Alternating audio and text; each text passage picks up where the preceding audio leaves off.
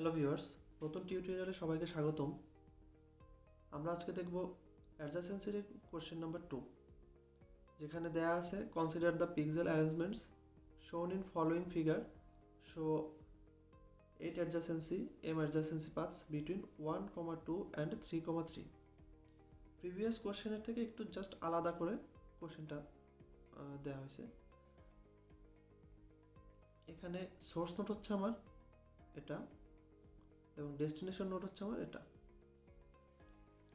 1, 2 এটা হচ্ছে আমার 1, 1, 1, 2, 1, 3, 2, 1, 2, 2, 3, 3, 1, 3, 2 এবং 3, 3। কাজেই এটা আমরা যদি 8 অ্যাডজাসেন্সি ইউজ করি,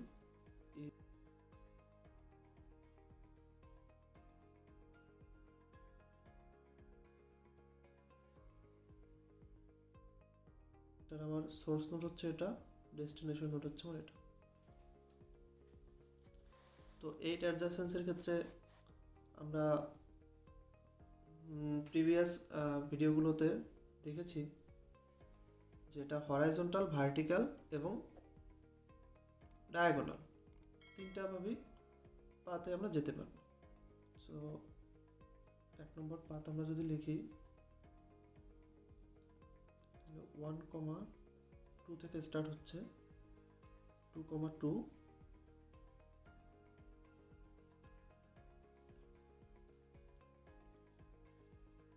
3, 2 এবং 3, 3।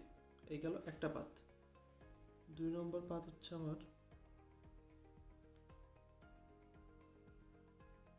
এখান থেকে একটা পাতে যেতে পারবে 1, 2, 1, 3। এবার হচ্ছে এপাশ দিয়ে যাবে 1, 2, 1, 3। দেন হচ্ছে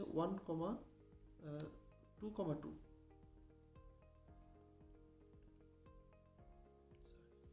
এখান থেকে হচ্ছে 2, 2। এরপর যেতে পারবে হচ্ছে 3, 2। এরপর হচ্ছে লাস্ট 3, 3।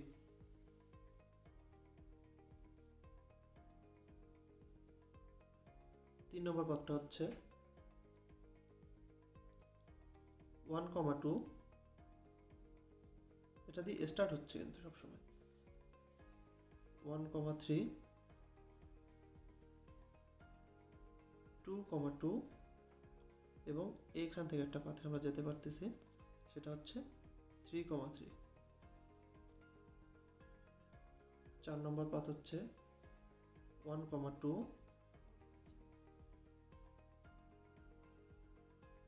2, 2 এবং 3, 3। 8 অ্যাডজাসেন্সি ইউজ করে আমরা এই পদগুলো আমরা পাচ্ছি, যেটা আমার সবগুলোই লিখতে হবে।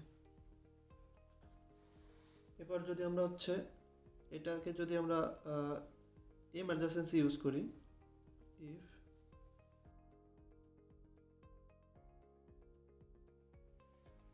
two 1, 1, 0, 2, 0, 0, 2, 1।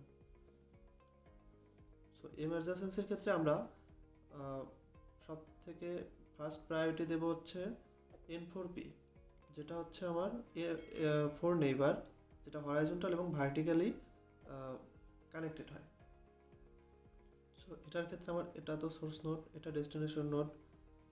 সো এটার পথ হবে আমার 1, 2, 2, 1, 2, 2, এখান থেকে এই পাতে যেতে পারতেছে। তারপর হচ্ছে আমার এই পথে যেতে পারবে 3, 2 আর 3, 3।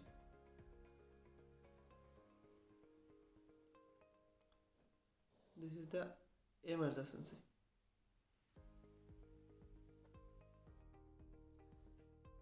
সো গাইস, আজকের মতো ভিডিওটি আমি এখানেই শেষ করছি। সবাই ভালো থাকুন, সুস্থ থাকুন। দেখা হবে নতুন কোনো ভিডিওতে। Bye bye.